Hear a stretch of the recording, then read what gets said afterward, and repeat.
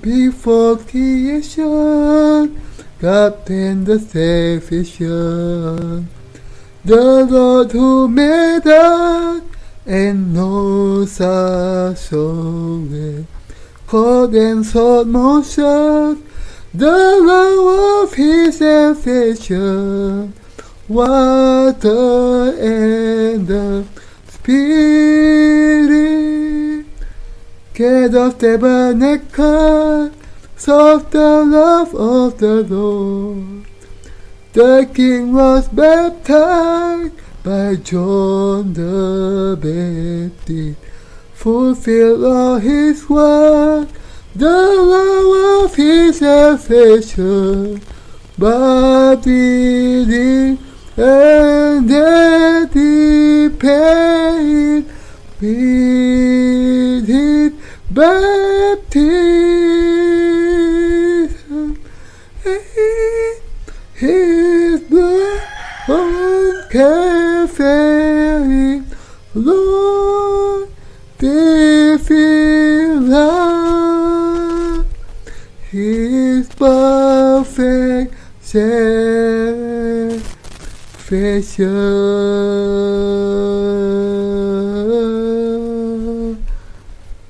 Oh.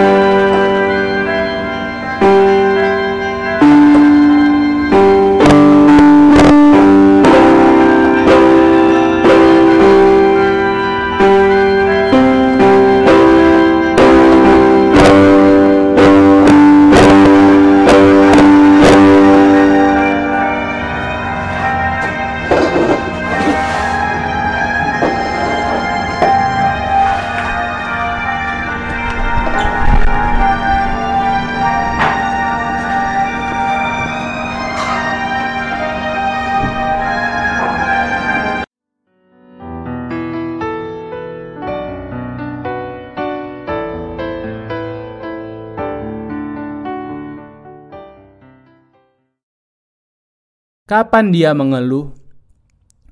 Roh mengeluh ketika kita mencoba mengejar kesenangan daging. Ketika kita memandang dunia dan mengasihi apa yang kita lihat, Roh Kudus di dalam kita mengeluh.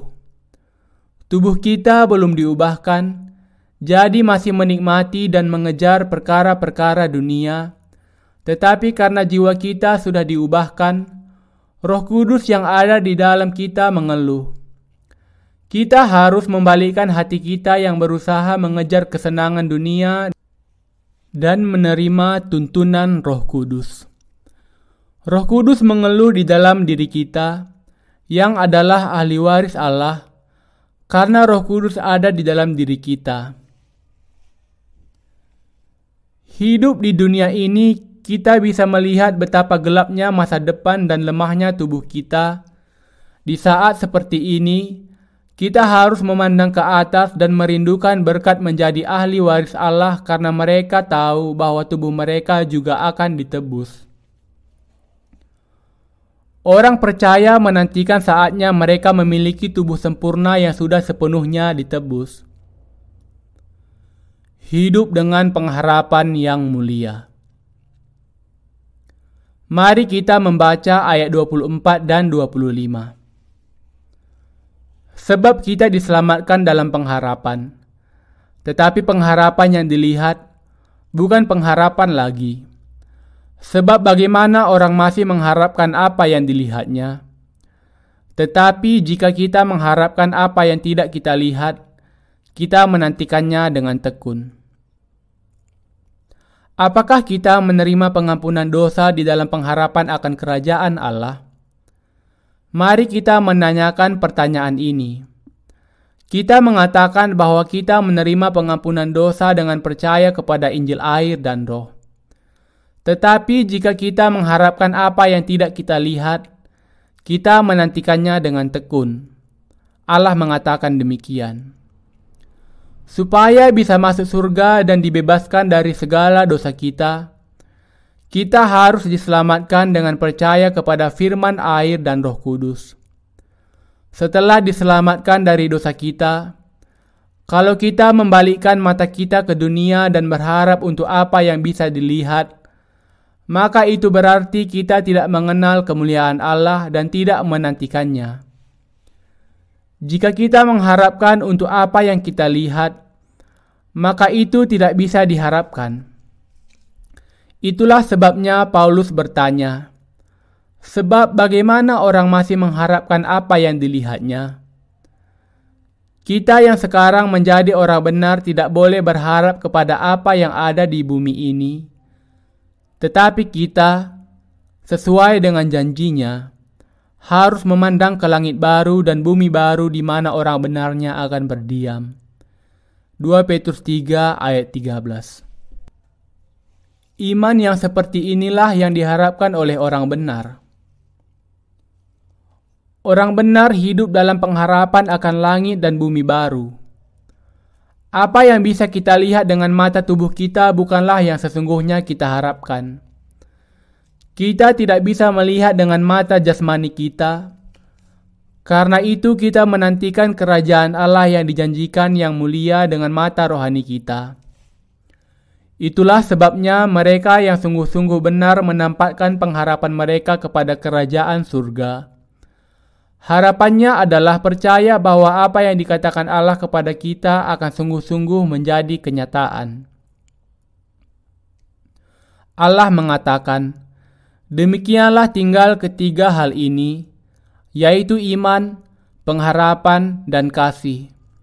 1 Korintus 13 ayat 13. Kita sudah menerima pengampunan dosa melalui iman dan pengharapan kita akan kerajaan surga. Kerajaannya akan datang ke bumi ini dan ada di surga, dan kita berharap bahwa kita akan hidup selamanya di dalam kerajaannya.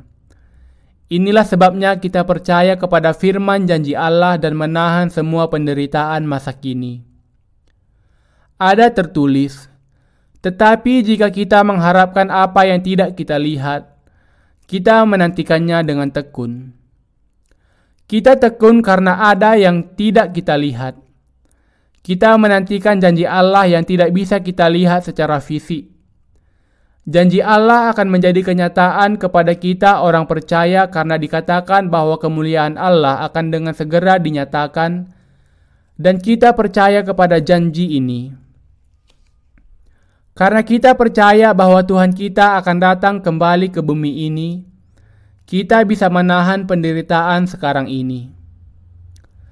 Kerajaan Allah akan, tanpa ragu, datang ke bumi ini. Ketika Injil disebarkan ke segala bangsa, kerajaan Allah pasti akan datang. Orang benar menantikan hari itu dengan sabar. Tuhan kita akan datang ketika kita menantikannya. Ini adalah kebenaran yang Anda dan saya hidupi di zaman ini.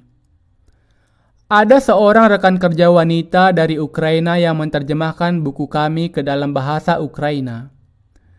Ia melihat apa yang terjadi dengan gedung World Trade Center yang runtuh karena serangan teroris dan mengatakan bahwa ia merasa bingung serta takut.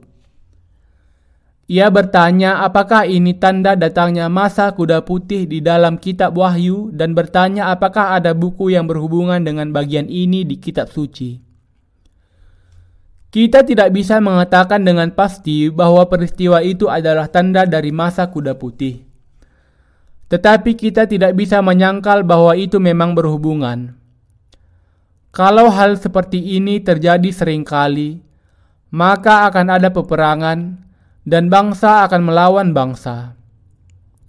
Ketika dunia terlibat peperangan, dunia akan menderita kelaparan, dan masa kuda putih akan segera menjadi kenyataan. Jadi, ketika saya melihat peristiwa yang menandakan kehancuran dunia, saya memperbaharui kehendak saya bahwa saya akan memberitakan Injil ke ujung dunia. Benar sekali bahwa kita kehilangan harapan akan dunia ini dan bahwa hati kita mengeluh ketika tragedi menyerang kita. Namun, sepanjang hidup kita harus menantikan kerajaan Allah yang tidak bisa kita lihat dengan mata fisik kita tetapi hanya dengan mata rohani kita. Karena kita percaya kepada Injil air dan roh, kita mengharapkan kerajaan surga dan menantikan dengan tekun. Karena kita percaya bahwa kerajaan Allah itu semakin dekat kepada kita bisa menahan semua kesulitan. Ini bisa terjadi karena Roh Kudus berdiam di dalam hati kita. Apakah Anda menderita?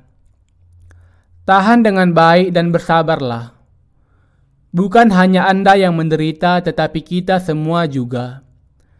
Kita akan mendapatkan pengharapan bahwa ketika semuanya berlalu, semua akan menjadi baik lagi. Apakah Anda tahu bahwa Anda tidak bisa mengembangkan pengharapan rohani kalau Anda tidak mengalami kesulitan jasmani? Ketika tubuh menjadi terlalu nyaman, kita tidak memandang Allah dan mencari berkat darinya. Kita kemudian justru menjauh dari Allah. Kita yang sudah dilahirkan kembali harus memiliki pengharapan akan kemuliaan yang akan datang dan menahan semua kesulitan sekarang ini. Allah mengatakan bahwa mereka yang menahan kesulitan dengan tekun bagi Tuhan akan diberkati. Hari ketika kerajaan Allah datang ke bumi akan segera tiba, dan kita akan masuk kerajaannya. Kita harus menahan, bersabar, dan tidak kehilangan harapan akan hari itu. Kita harus tahan dan menunggu hari itu. Tidak peduli bagaimana menyedihkan dan susahnya sekarang ini, kita harus menantikan dengan tekun sampai kerajaan Allah datang sebagai langit dan bumi baru. Roh Kudus menolong mereka yang memiliki kebenaran Allah. Mari kita membaca ayat 26. Demikianlah juga Roh membantu kita dalam kelemahan kita, sebab kita tidak tahu bagaimana sebenarnya harus berdoa. Tetapi Roh sendiri berdoa untuk kita kepada Allah dengan keluhan-keluhan yang tidak terucapkan. Apakah Roh Kudus berdoa untuk kita? Ya, benar. Roh Kudus tahu kelemahan kita dan berdoa untuk kita. Saya berbicara sedikit mengenai keluhan Roh Kudus. Saya mengulangi lagi, Roh Kudus mengeluh ketika kita menuju ke arah yang Allah tidak kehendaki. Ketika kita melihat situasi dunia dan mengeluh dengannya, ketika kita menuju ke arah yang tidak dikehendaki Allah, atau ketika kita mengabaikan kehendak Bapa dan hidup tidak peduli kepada kehendaknya, Roh Kudus akan mengeluh. Ketika Roh Kudus berdiam di dalam orang percaya yang dilahirkan kembali mengeluh yang tidak terucapkan, kita kehilangan energi di dalam hati kita dan menjadi lemah. Itulah saat Roh Kudus membuat kita berdoa. Roh Kudus kadang menaikkan doa syafaat untuk kita, untuk membuat kita sadar akan kenyataan bahwa kita perlu berdoa. Roh Kudus mengeluh di dalam hati kita dan membuat kita berdoa di hadapan Bapa sesuai dengan kehendaknya. Tuhan Allah, Engkau sudah menghapus dosa kami melalui baptisan-Mu dan darah-Mu di kayu salib. Dan melalui hal ini kami menjadi anak-anak-Mu. Kami memohon agar kedatangan-Mu yang kedua akan segera terjadi di bumi. Kami berdoa agar kehendak-Mu segera terjadi. Kita berdoa seperti ini. Kita meminta iman rohani. Allah, kami miskin dan kekurangan dalam pandangan-Mu. Karena itu, berikan kepada kami iman yang dibutuhkan supaya kehendak-Mu nyata. Allah kemudian menolong kita karena Ia tahu kelemahan kita. Roh Kudus tidak meninggalkan kita sendiri tetapi membuat kita berdoa sesuai dengan kehendak Allah dan berdoa bagi kita juga, menguatkan hati kita. Roh Kudus membuat kita berdoa sesuai dengan kehendak Allah, dan ketika kita meminta tolong, Ia membuat kita mengerti apa kehendak Allah di dalam kita dan memberi kekuatan baru kepada kita. Sebab kita tidak tahu bagaimana sebenarnya harus berdoa, tetapi Roh sendiri berdoa untuk kita kepada Allah dengan keluhan-keluhan yang tidak terucapkan. Apakah Anda merasakan hal ini? Ketika Anda berpikir dan bertindak berbeda dengan apa yang dikehendaki Allah untuk kita lakukan, apakah Anda merasakan Roh Kudus berkata kepada kita, orang-orang benar, bahwa ada yang salah? Roh Kudus berkata, "Hei, engkau salah," dan hati kita mulai mengeluh. Apakah Anda tahu bahwa ini adalah Roh Kudus yang mengeluh? Mungkin Anda pernah mengalami bahwa ketika orang benar bersukacita, itu karena Roh Kudus yang bersukacita di dalamnya. Kemudian Anda akan tahu juga bahwa ketika hati Anda mengeluh, Roh Kuduslah yang mengeluh. Ketika kita lemah dan bertindak salah, Roh Kudus mengeluh dan menaikkan syafaat bagi kita, dan Allah Bapa kita memberi kita kekuatan. Roh Kudus telah membuat kita berdoa untuk segala sesuatu, memberi kita kekuatan rohani. Inilah sebabnya mereka yang memiliki Roh Kudus di dalam hatinya merasa sangat berbahagia. Roh Kudus memberikan kita kekuatan melalui firman Allah. Dengan kata lain, Roh Kudus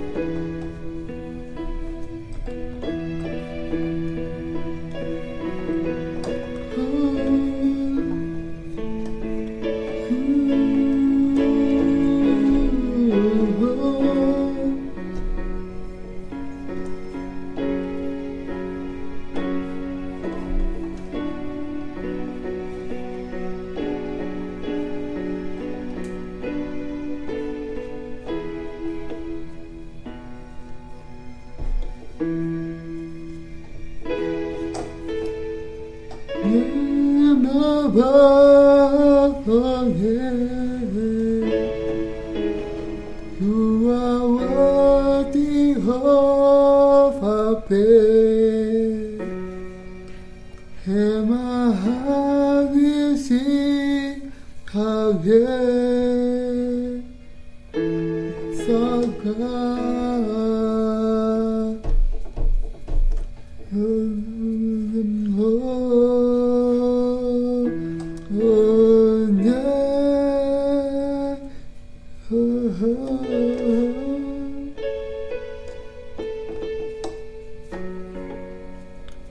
Is our God, oh, we see how great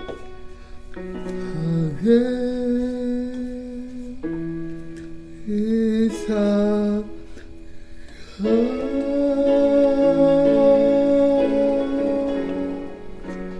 Oh, how great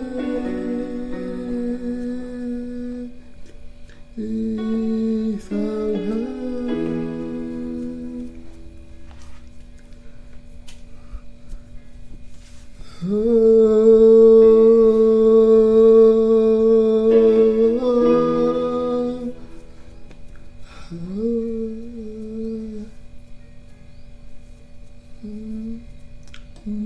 What is the day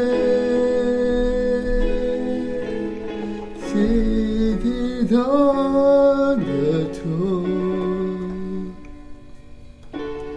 Communion with many come, you think victory heard.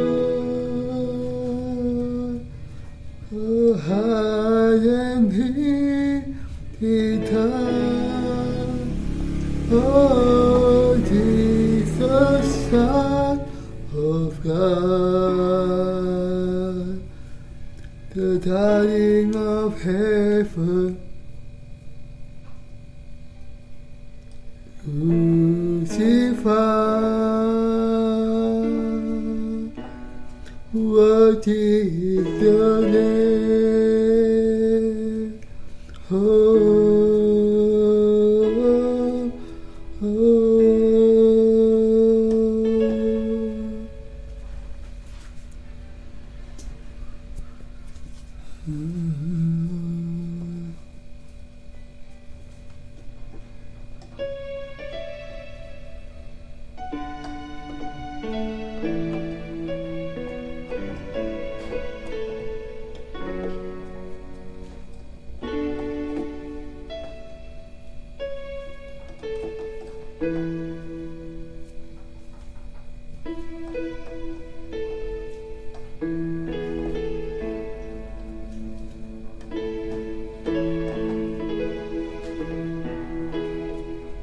The sun comes out, in a new day coming in. It's time to sing your song again. Whatever may pass and whatever lay before me, let my heart sing when the evening comes. Oh, the sun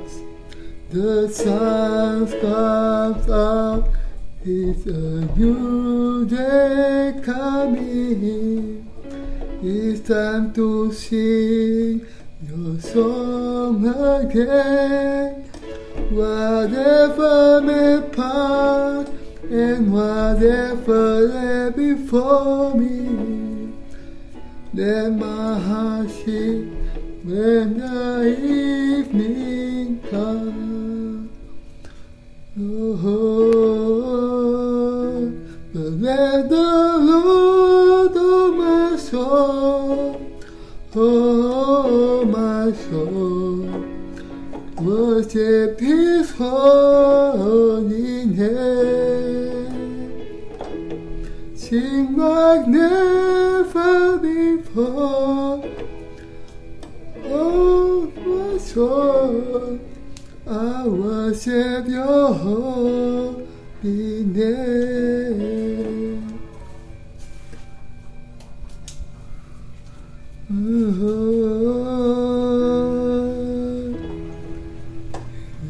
God is and He thought to anger. He got His son. For He could not keep on singing. 10,000 reasons to come.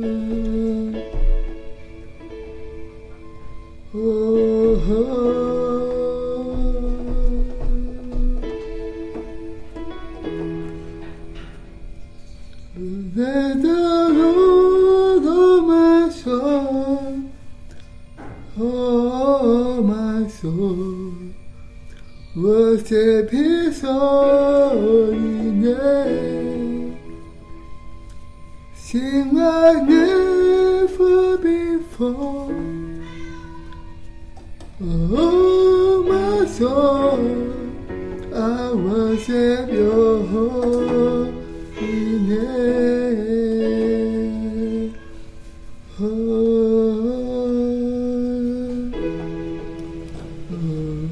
Bless the Lord, oh my soul, oh my soul, worship His holy name.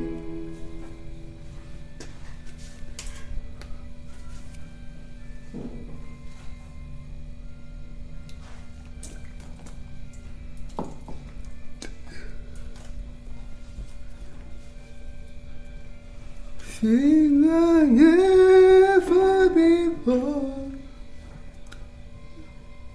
Oh my soul, I worship your holy name.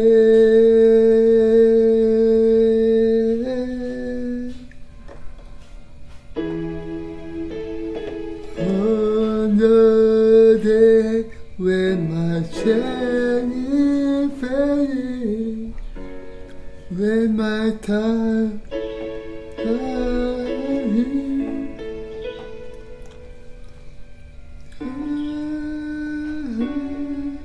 I keep on saying and forevermore.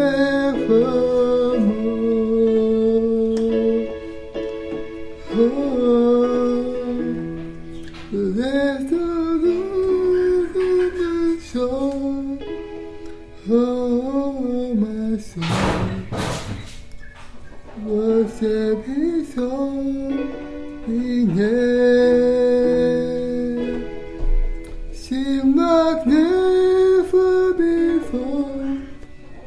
Oh my soul, I worship your holy name.